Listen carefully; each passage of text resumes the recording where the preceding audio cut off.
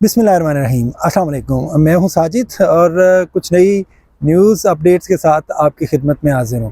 आज बहुत बड़ा दिन, जैसा कि आप लोगों ने ख़बरों में सुना होगा कि आखिरकार सुप्रीम कोर्ट पाकिस्तान की सुप्रीम कोर्ट ने हिम्मत दिखाई और उन्होंने जो एक पेंडिंग केस था मिलिट्री कोर्ट्स के हवाले से उसको सुनाया और उन्होंने कहा कि जो मिलिट्री कोर्ट्स के अंदर जो प्रोटेस्टर्स का ये जो सिविलियंस का ट्रायल है ये नहीं हो सकता। और ये बहुत बड़ी न्यूज़ है और ख़ास तौर पे उन 102 लोगों के हवाले से बहुत बड़ी न्यूज़ है जिनके हवाले से पिछले दिनों के अंदर ख़बरें चल रही थी कि शायद उनको प्रोसिक्यूट किया जाएगा उस मिलिट्री कोर्ट्स के अंदर। और इस हवाले से बहुत से लोग जो लीगल एक्सपर्ट्स हैं वो पहले ही बात कर चुके थे कि अगर उनके केसेस मिलिट्री कोर्ट्स के अंदर चलाए जाते हैं तो उसके बाद उनको इंसाफ की कोई तवक्को नहीं होनी चाहिए। और एतजाज़ हसन ने काफ़ी दफ़ा इस पे बात की कि जब आर्मी चीफ़ इस हवाले से अपना और कोर कमांडर्स जो हैं वो अपना इसके ऊपर एक नैरेटिव दे चुके हैं, अपनी एक जजमेंट दे चुके हैं, तो उसके बाद कर्नल लेवल का अगर जो ऑफिसर है वो एक जज के तौर पे बैठेगा तो ऑफ कोर्स उसका फ़ैसला वही होगा जो वो ऑलरेडी कोर कमांडर कॉन्फ्रेंस के अंदर भी हो चुका है और जो आर्मी चीफ़ काफ़ी दफ़ा और इस चीज़ को बता चुके हैं कि इसके पीछे कौन था। 9 मई के हवाले से कुछ इस पे बात करनी मज़ीद इसलिए ज़रूरी है कि सिर्फ़ आप इन लोगों को, इन सिविलियंस को इसकी जो है ज़िम्मेदार नहीं ठहरा सकते। वो लोग जो इमरान खान की हुकूमत के ख़ात्मे के बाद मुसलसल एक जो है वो नैरेटिव सेटअप करने की कोशिश कर रहे थे कि पाकिस्तान की मिलिट्री ने इमरान खान के ऊपर रेड लाइन लगा दी है। असल इस 9 मई के वाक़े के ज़िम्मेदार वो लोग हैं, क्योंकि इमरान खान जो थे वो बहुत एक पॉपुलर पॉलिटिकल लीडर हैं और उस वक्त भी बहुत ज़्यादा पॉपुलर थे और उसके बाद आवाम के सेंटिमेंट्स उनके साथ थे। और इसी दौरान जो लोग मुसलसल एक नैरेटिव सेटअप करने की कोशिश कर रहे थे 90 की दहाई की तरह का एक नैरेटिव, और वो मुसलसल ये कह रहे थे कि इमरान खान के ऊपर अब एस्टेब्लिशमेंट ने रेड लाइन लगा दी है और इमरान खान का अब कोई चांस नज़र नहीं आता। और उसके बाद लोग जो हैं उनके अंदर एक पाकिस्तान का जो एक इदारा है यानी पाक फ़ौज, जिसकी इज़्ज़त लोगों के दिलों में बहुत ज़्यादा थी, वो एक अजीब किस्म का तअस्सुर उनके दिलों में पैदा होना शुरू हुआ। और इसमें अंसार अब्बासी से लेके हामिद मीर से लेके मुनीब फ़ारूक, ऑफ कोर्स ये वही सहाफ़ी थे जो ख़ुद ये नैरेटिव नहीं दे रहे थे, उनको ये भी नैरेटिव जो है वो उसी इदारे में से ही दिया जा रहा था। और अगर मतलब इमरान खान ने बड़ी देर के बाद जाके पाकिस्तान की एस्टेब्लिशमेंट या मिलिट्री के ऊपर बात करनी शुरू की, उससे पहले ये सहाफ़ी जो है वो काफ़ी हद तक कर रहे थे। तो मेरा ख़्याल है कि जो अवाम की आप ये कह लें कि ज़हन साज़ी इमरान खान ने नहीं की थी, उन सहाफ़ियों ने की थी जो मुसलसल कह रहे थे कि जी इमरान खान के ऊपर तो रेड लाइन लगा दी गई है। तो 9 मई के वाक़यात के पेश नज़र दूसरी बात ये है कि जब मुसलसल एक नैरेटिव सेटअप होता है, जब जनरल रिटायर्ड बाजवा जो हैं वो एक प्राइम मिनिस्टर की दी हुई लाइन के ख़िलाफ़ जाके बातें करते हैं, और वहाँ पे आपने एक बड़ी मशहूर ज़माना जो है वो ऑडियो लीक भी सुनी होगी, जो एक फॉर्मेशन कमांडर की सूरत-ए-हाल एक बंदा बता रहा था कि इमरान खान तो एक छोटा सा बेबी था, इसको हमने हाथ से पकड़ के चलना सिखाया। मेरा ख़्याल है कि इन सारी बातों से जो ऑडियो लीक्स हुई, जिस किस्म का तासुर दिया गया कि इमरान खान को कंटेन करना हमारे लिए कोई मुश्किल नहीं है, मेरा ख़्याल है उसके बाद अवाम के जज्बात भड़के और अवाम और उससे ज़्यादा जो है आप परेशान कुन बात ये है कि इन लोगों पे ये इल्ज़ाम लगाना कि इन्होंने आग लगाई। मैं जानता हूँ कि ये लोग इंतहाई पढ़ी लिखी मिडिल क्लास है, ये किसी लेवल पे भी इस किस्म का काम नहीं कर ही नहीं सकती। आप इन पे ये इल्ज़ाम लगा सकते हैं, आपको हक़ है, आप एक नया नैरेटिव सेटअप कर सकते हैं, लेकिन ये वो लोग नहीं थे जिन्होंने ये आग लगाई और जो इन्होंने इतना आप कह लें कि जो इन्होंने धावा बोला। ये लोग ऑफ कोर्स प्रोटेस्ट करने गए थे और इनका ख्याल था कि पाकिस्तान की मिलिट्री जो है वो इस चीज़ की ज़िम्मेदार है, इमरान खान की हुकूमत को ख़त्म करने की ज़िम्मेदार है।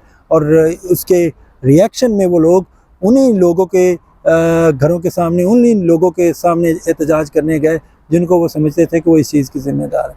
उससे बड़ी बात आज एतजाज़ हसन ने ये बात की, उन्होंने कहा कि जी बुनियादी तौर पे जो जस्टिस बंदियाल है वो मतीउल्लाह जहान के एक सवाल के ऊपर उन्होंने कहा कि वो भी लगते हैं कि साजिश के अंदर थे। अब आज इमरान खान के ऊपर फ़र्द जुर्म आयद हो गई और बड़ी अनहोनी हुई कि एक प्राइम मिनिस्टर को एक साजिश के तहत हटाया गया। वो साजिश कहाँ से शुरू हुई? वो साइफ़र से स्टार्ट हुई, और वो साइफ़र कहाँ से आया? अमेरिका से आया। और उस साइफ़र का जब उन्होंने आवाम के सामने ज़िक्र किया तो वो अब इस जुर्म के मुर्तकिब जो हैं वो कह रहे हैं कि इन्होंने एक जुर्म किया है। लेकिन जब आज इमरान खान साहब ने काफ़ी उन्होंने मुदल्लल बातें की जज के सामने, और उन्होंने कहा कि मैं इस पे कंडीशनल सिग्नेचर जो हैं वो फ़र्द जुर्म पे कर रहा हूँ कि इससे पहले आपको वो सारे डॉक्यूमेंट्स, ख़ास तौर पे वो साइफ़र प्रोड्यूस करके लेके आना है। अब मसला ये है कि साइफ़र है ही नहीं, मतलब जिसके ऊपर ये पूरा केस चल रहा है वो अदालत में है ही नहीं, ना किसी जज के पास है, ना आप कह लें कि किसी लीगल टीम, इमरान खान की लीगल टीम के पास है, किसी वकील के पास भी नहीं है। लेकिन उसके ऊपर पूरा जो है आप कह लें कि एक मुकदमा जो है वो मुसलसल चल रहा है, और उस पर आज फ़र्द जुर्म भी आयद की गई। लेकिन खान साहब को और शाह महमूद कुरैशी को उन्होंने दोबारा एक जो है मैं कहूँगा कि अज़ियतनाक जो है अंदाज़ के अंदर पेश किया, एक पिंजरे के अंदर बंद करके। और ये पता नहीं कौन सा बदला है, कौन सी ज़ाती अनाद है जो ये लोग पूरी कर रहे हैं। लेकिन बज़ाहिर उनके पास इस चीज़ का कोई जवाब नहीं था कि खान साहब ने कहा कि एक्चुअली वो साइफ़र साजिश तो मेरे ख़िलाफ़ थी, और वो कौन कर रहा था जिसको वो मैसेज दे रहे थे, और उसको मैंने जब एक्सपोज़ किया तो आप लोग जो हैं वो मेरे ख़िलाफ़ ही आप मुकदमा लेके आ गए। तो ये दो अहम डेवलपमेंट्स हुई, और ऑफ़ कोर्स उसके बाद अब कुछ सहाफ़ी जो हैं, आज की जो हालिया जजमेंट है सुप्रीम कोर्ट की, उसके बाद अब उस जजमेंट के पीछे कई सहाफ़ी जो हैं वो मर्द हुर भी बनने की कोशिश कर रहे हैं। ऑफ़ कोर्स अगर वो अच्छी लाइन पे आ रहे हैं तो अच्छी बात है। अगर सिविलियन सुप्रीमेसी के लिए कोई भी बोलेगा तो ऑफ़ कोर्स वो आवाज़ हमारे लिए एक बहुत बड़ी आवाज़ है।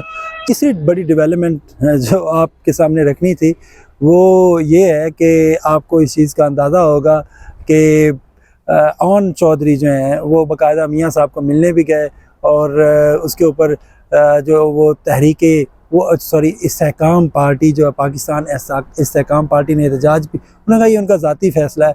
लेकिन मियाँ साहब किसके हेलीकॉप्टर में बैठ के आए, ये मेरे ख़िलाफ़ अब एक ओपन सीक्रेट है कि वो जहांगीर तरीन के हेलीकॉप्टर में बैठ के वो बाकायदा जलसागाह तक पहुँचे थे। और ये हमारी इस्टेब्लिशमेंट का वतीरा है कि जिसको उन्होंने फ़ारिग करवाना होता है उसको वो एयरफोर्स के जहाज़ पे पहले बिठाते हैं, और जिसको उन्होंने लेके आना होता है उसको वो जहांगीर तरीन के हेलीकॉप्टर पे बिठा के आते हैं। लेकिन इसमें मैं ये बात कहना चाह रहा हूँ कि जो पाकिस्तान इस्तेहकाम पार्टी के जो हाशिम डोगर और फवाद चौधरी जैसे जो लोग थे, वो जो एक नैरेटिव सेटअप करने की कोशिश कर रहे थे कि हम भी नवाज़ शरीफ के ख़िलाफ़ हैं और हम भी इनके ख़िलाफ़ हैं, ज़रदारी और नवाज़ शरीफ के। लेकिन बज़ाहिर आपको पता लग गया होगा कि ये एक्चुअली उन्हीं का हिस्सा हैं, और इलेक्शन के बाद इन्होंने उन्हीं के साथ अलाइंस करना है। और ये पार्टी बनाई इसलिए गई है कि उनको फ़ायदा दिया जाए, उनको सपोर्ट किया जाए, और इनको भी नवाजा जाएगा। तो आप इस किसी भी आप कन्फ्यूजन का शिकार ना होइएगा कि ये पाकिस्तान इस्तेहकाम पार्टी वाले या हाशिम डोगर और ये सारे जो लोग हैं ये जो हैं वो इन नून लीग और पीपल्स पार्टी के ख़िलाफ़ है। बल्कि आप यही समझें ये उनकी बी टीम है, ख़ास तौर पे नून लीग की। और ये बड़ी हैरान कुन बात थी कि जो नैरेटिव सेटअप मियाँ साहब कर रहे हैं और साथ में वो हेलीकॉप्टर किसका इस्तेमाल कर रहे हैं, और यहाँ से आप अंदाज़ा लगाएं कि ये आवाम को चे बनाने की कोशिश कर रहे हैं। और इस पे हम क्या कहें, एक्चुअली हम चे वो हमें बनाने की कोशिश नहीं कर रहे, हम चे हैं। और हमें कोशिश करनी चाहिए कि हम इनकी इन सारी चालाकियों को समझें और देखें कि वो हमारे साथ किस लेवल पे खेल रहे हैं। और अभी आप देखिएगा कि आगे जाके जिस तरह पेट्रोल का रिलीफ दिया गया मियाँ साहब के आने से पहले ताकि लोगों को थोड़ा सा कूल एंड काम किया जाए, अभी देखिएगा कि इस हादसा का भी जो मसला है वो भी मियाँ साहब हल करेंगे। ये मसाइल क्रिएट ही इसलिए किए जाते हैं ताकि क्रेडिट जो है वो मियाँ साहब को दिया जाए। और ये यूरोप के अंदर और बल्कि पूरी दुनिया के अंदर ये इसी तरह की बात है। कुछ स्टोर्स जब सेल लगाते हैं तो वो क्या करते हैं कि अपनी कीमतें उन चीज़ों के ऊपर बढ़ा देते हैं और बाद में उन्हीं पे क्रॉस करके उसको नीचे कम करके दिखाते हैं। उससे लोगों को यही होता है कि जी ये हम बहुत बड़ी सेल लग गई है, तो वो लोग उसको जो है वो लूटना शुरू कर देते हैं। तो पाकिस्तान के अंदर भी इस किस्म की सेल लगाने की कोशिश की हुई है। उन्होंने पहले कीमतें बढ़ाई हैं, अब कीमतें कम करके वो जो है वो एक तरह का क्रेडिट लेंगे। और मियाँ जो इसातिज़ा वाला मसला है वो भी जानबूझ के उन इसातिज़ा को तंग किया गया, और इसलिए तंग किया गया कि ताकि मियाँ साहब जो है ना वो इस मसले को हल करें। तो मसाइल हमें क्रिएट करने पड़ेंगे ताकि मियाँ साहब उनको हल करें, और ताकि वो जो है वो एक इनकलाबी लीडर साबित हों।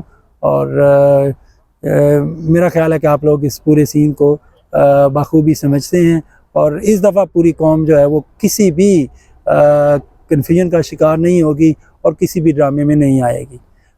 उम्मीद है कि आपको आज की बात पसंद आई होगी, और इंशाल्लाह दोबारा आपकी खिदमत में हाजिर होऊंगा। अपनी दुआओं में याद रखिएगा। अल्लाह हाफ़िज़।